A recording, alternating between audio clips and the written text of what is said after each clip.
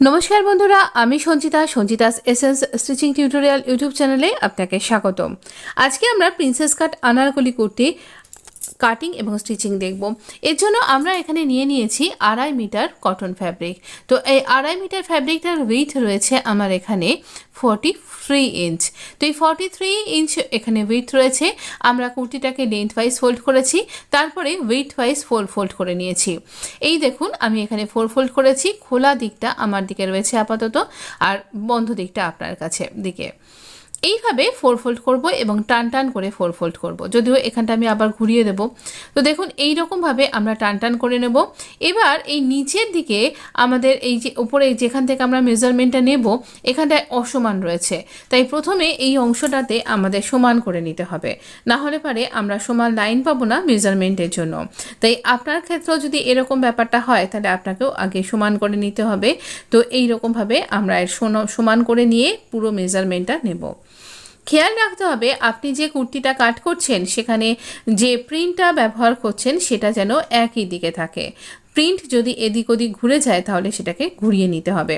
এবার folded side থেকে আমরা এখানে 8 ইঞ্চি শোল্ডার, 1/2 ইঞ্চি ড্রপ এবং 8 ইঞ্চি আর্ম হোলের জন্য মার্ক করব। এইভাবে প্রত্যেকটা মার্কিংকে আমরা কমপ্লিট করব। এই রকমভাবে স্ট্রেট লাইন ড্র করে দিন এই 1/2 ইঞ্চির পর থেকে। এবার এর একটা মিডল পয়েন্টে মার্ক করলাম। এবার এর নিচে আমরা চেস্টের 4 ভাগের 1 ভাগ, তার সাথে 2.5 ইঞ্চি লুজিং নেব। আমরা সাধারণত 2 ইঞ্চি বা 1.5 ইঞ্চি লুজিং নেই, এখানে 2.5 ইঞ্চি নেব। তার কারণ আমরা এখানে প্রিন্সেস কাট করব। প্রিন্সেস কাটটা জোড়বার জন্য আমাদের এই এক্সট্রা ফ্যাব্রিকটা লাগবে। এখানে 1.5 ইঞ্চির একটা কর্নার করে এই ফিটিংসের মার্কিং, এই লাইনটা পয়েন্টটা এবং এই মাঝের পয়েন্টটা জুড়ে আমরা আর্ম রাউন্ডটা বার করব।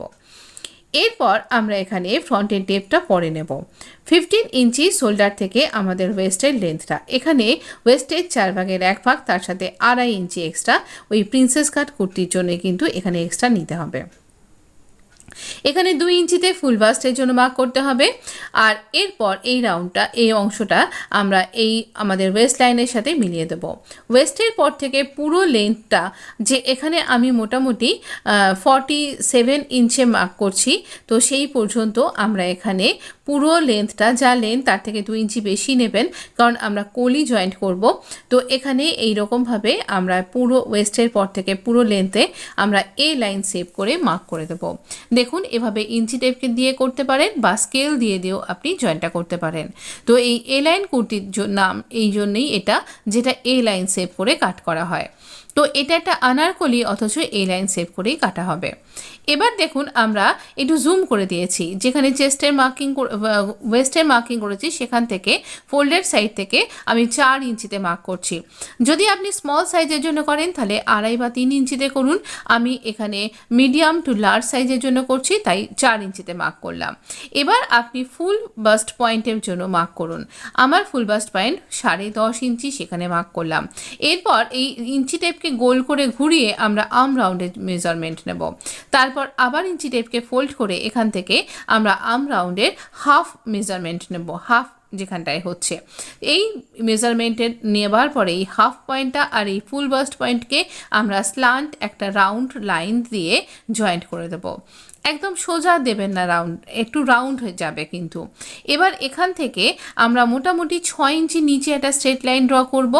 অ্যাকচুয়ালি এটা থাকবে আমাদের 15 ইঞ্চির নিচেই, 16 ইঞ্চি পর্যন্ত বা 18 ইঞ্চি পর্যন্ত আপনি এখানে মার্ক করতে পারেন, তার বেশি মার্ক করবেন না। এখানে আমরা ডার্ট মার্কিং করছি। এর যে মিডল পয়েন্ট, তার মানে 6 ইঞ্চিতে মিডল পয়েন্ট হচ্ছে, সেখানে একদিকে 1/2 ইঞ্চি আর একদিকে 1/2 ইঞ্চি, এইভাবে আমরা মার্ক করব।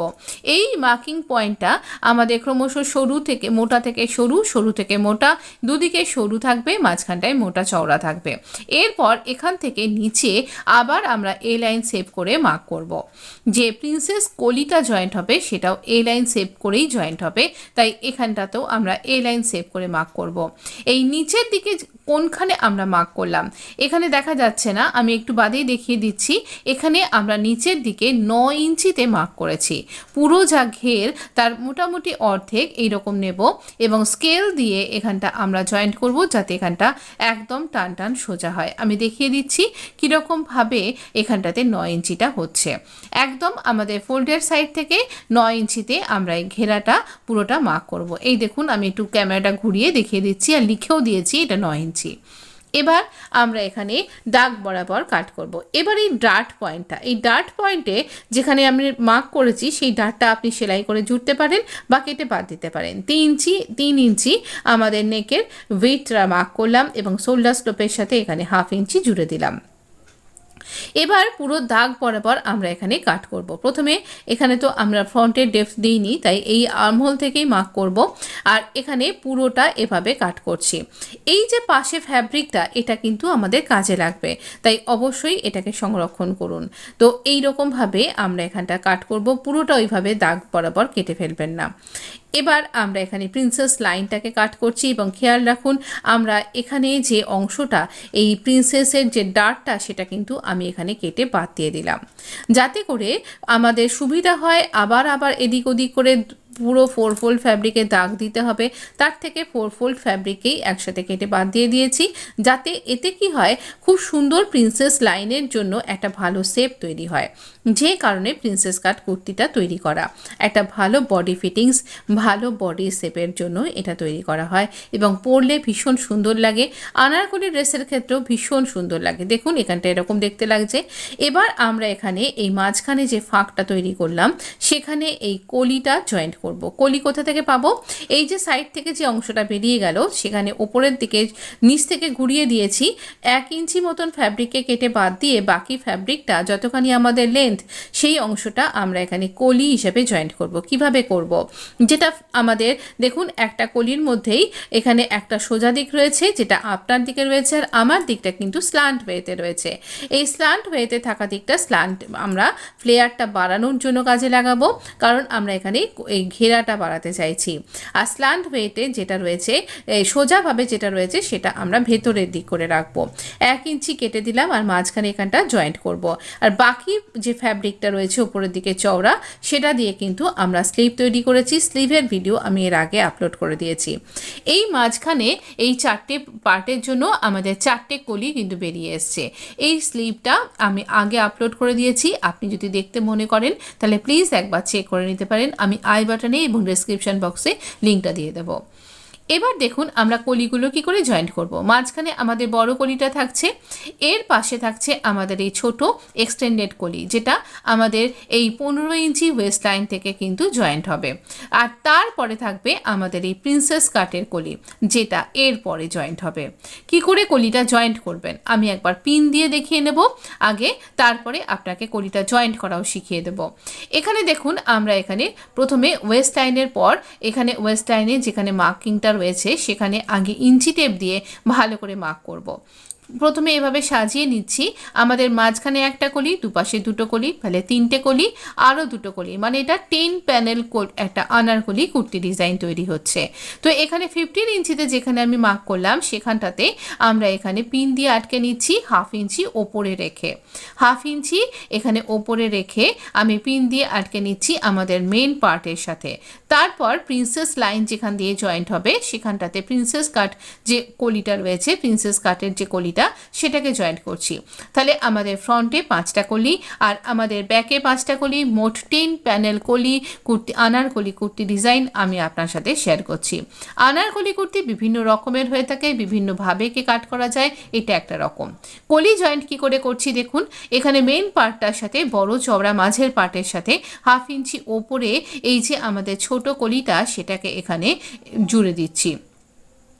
এইখানে 1/2 ইঞ্চি মতন আপনি এখানে বা মেশিনের পায়ের 1 ফুটের একটু বেশি এখানে এই রকমভাবে এটাকে জয়েন্ট করুন।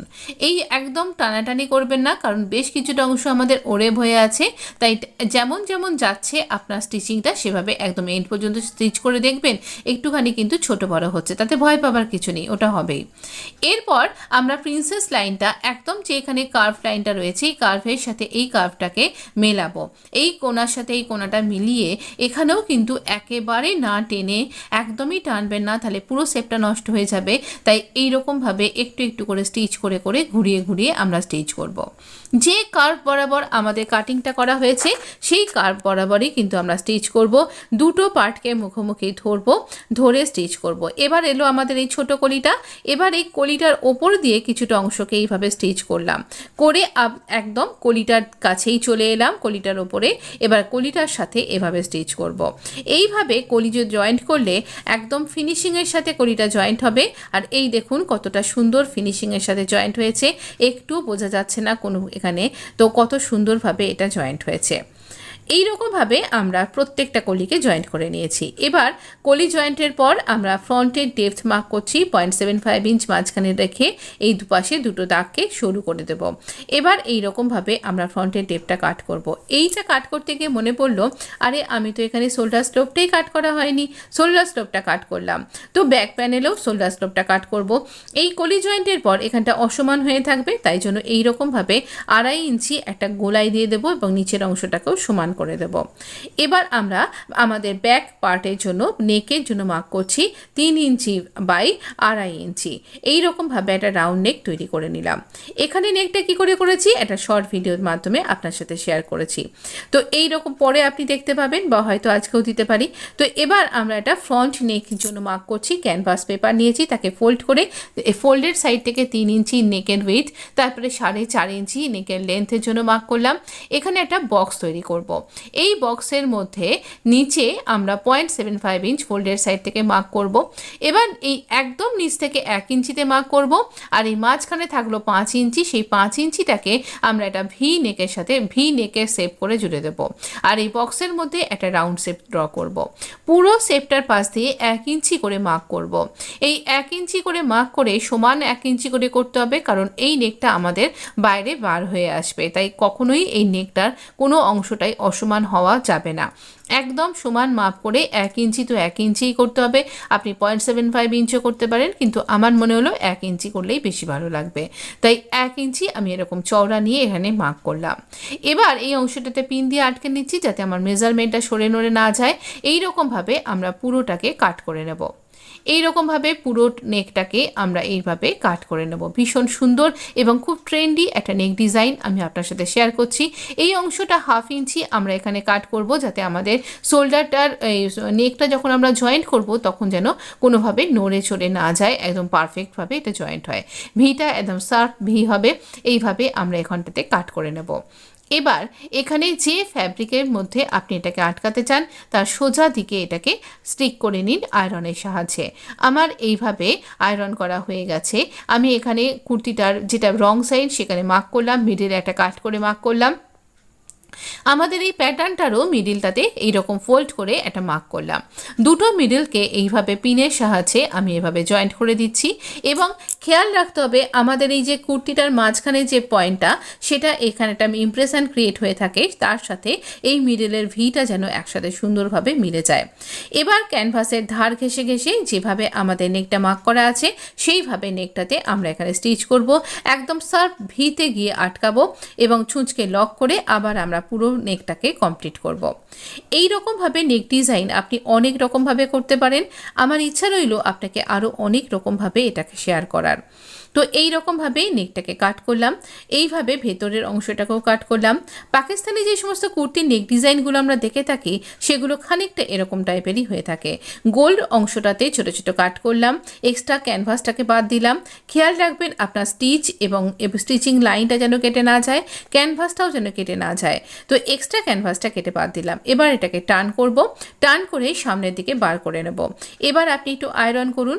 আর এই যে কোনা অংশটা এটা এখানে একটা তুলির সাহায্যে বা আপনি কোনো শার্প কিছুর সাহায্যে কেটে যাতে না যায় সেটা খেয়াল রাখতে হবে। আমি যেমন একটা পেইন্ট ব্রাশের পিছনের দিক দিয়ে বা পেন্সিলের পিছনের দিক শীষটা দিয়ে বার করার চেষ্টা করি। এবার এখানে আমি একটা ফ্যাব্রিক যেটা এর সাথে যাবে এরকম একটা আমি বাটিক ফ্যাব্রিক নিয়েছি, সেটাকে মাঝখানে রেখে এখানে এই প্ল্যাকেটটাকে আমি ঢেকে দিচ্ছি। প্ল্যাকেটের মাঝখানে আপনি অনেক রকমভাবে ডিজাইন করতে পারেন। তো এখানে এই কোনাটা ঢেকে দিলাম, এই ভিটা ঢেকে দিয়ে এর পাশ দিয়ে আমরা এখানে স্টিচ করব। এই রকমভাবে স্টিচ করব। আবারও খেয়াল রাখতে হবে যেন আমাদের কুর্তির ফ্যাব্রিকটা পুরোপুরি ঢেকে যায় এবং ভি যেন ঠিকঠাকভাবে ভিটা হয়। এই পর্যন্ত দেখুন আমি এখানে একটুখানি হাফ ইঞ্চিরও কম 2 সুতো মতন একটু নামিয়ে কিন্তু এই প্যাচটা বসিয়েছি। এই রকমই একটু নামিয়ে বসাবেন, তাহলে দেখতে বেশি ভালো লাগবে। এবার একটা লেস নিয়েছি, এই লেসটাও স্টিচ করব আর সাথে সাথে এখানে কিন্তু এই ধারের অংশটাও স্টিচ হতে থাকবে। এই রকমভাবে আমরা খেয়াল রাখবেন যেন একদম কিনারা বরাবর আপনার লেসটা স্টিচ হয়। এইভাবে আমরা লেসটাকে এখানে অ্যাটাচ করব এবং এই প্যাটার্নটার নেক প্যাটার্নটার অন্য পাশটাও ভালোভাবে স্টিচ করে নেব। এই রকমভাবে নিচের অংশটায় যেখানে স্কোয়ার হয়েছে সেখানটাতে আমরা স্কোয়ারের কোণটা ভালোভাবে পারফেক্টভাবে করব। দুটো দিকেই এখানে স্কোয়ার হয়েছে, এই স্কোয়ারটাকেও ঠিকভাবে করে নিয়ে তারপর এইভাবে আমরা এগিয়ে যাব। এইরকম সুন্দর একটা নেক ডিজাইনের জন্য একটা লাইক আপনার কাছে আমি আশা করব। প্লিজ একটা লাইক দিতে ভুলবেন না। এতক্ষণ পর্যন্ত যখন দেখছেন তখন নিশ্চয়ই ভালো লেগেছে। লাইক দিয়ে প্লিজ আমাকে আরও বেশি এনকারেজ করতে সাহায্য করুন। কমেন্ট করে লিখে জানান যে আপনার কেমন লাগলো। ভালো হলে অবশ্যই কিন্তু বন্ধুদের মধ্যে শেয়ার করা চাই।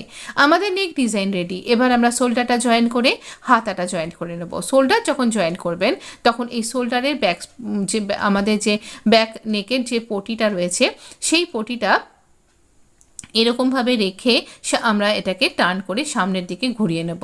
তাহলে এখানে শোল্ডারের জয়েনিং যে লাইনটা সেটা হাইড হয়ে যাবে। এই শোল্ডারটা জয়েন্ট করার পরে আমরা স্লিভটা জয়েন্ট করব। স্লিভে আমি গোটা ফ্যাব্রিক পাইনি, খোলা ফ্যাব্রিক পেয়েছিলাম, তাই মাঝখানটা ঢেকে দিয়েছি পোটলি বাটন দিয়ে। দেখুন একদম বোঝাই যাচ্ছে না এখানে কোনো খোলা ব্যাপারটা ছিল। তো এই রকমভাবে কী করে করেছি আপনি আমার চ্যানেলে দেখতে পাবেন, একবার দেখে নিন। আর আই বাটন বা ডিসক্রিপশান বক্সটা একবার দেখে নিতে ভুলবেন না। আমরা কাটের সাথে কাট মিলিয়ে আমাদের স্লিভটা জয়েন্ট করব। আমাদের কোমর পর্যন্ত ফিটিংস দেব, তারপরে বাকিটা নর্মাল এ লাইন কুর্তির মতো স্টিচ করে নিচের অংশটাকে ডাবল ফোল্ড করব। আমব্রেলা কাট কুর্তির ঘের কী করে ফোল্ড করতে হয় তার আলাদা ভিডিও আছে। দেখুন কি সুন্দর আর অপূর্ব দেখতে লাগছে। আমার তো ভীষণ ভালো লেগেছে। আপনার এই আনারকলি কুর্তি ডিজাইনটা যদি ভালো লেগে থাকে তাহলে অবশ্য করে বন্ধুদের মধ্যে শেয়ার করতে ভুলবেন না। দেখুন আমব্রেলা কাট কুর্তির মতন এতখানি ঘের রয়েছে। চ্যানেলটা সাবস্ক্রাইব করে নোটিফিকেশান অন করবার জন্য আপনাকে রিকোয়েস্ট করলাম। ভালো থাকবেন, সুস্থ থাকবেন, ধন্যবাদ।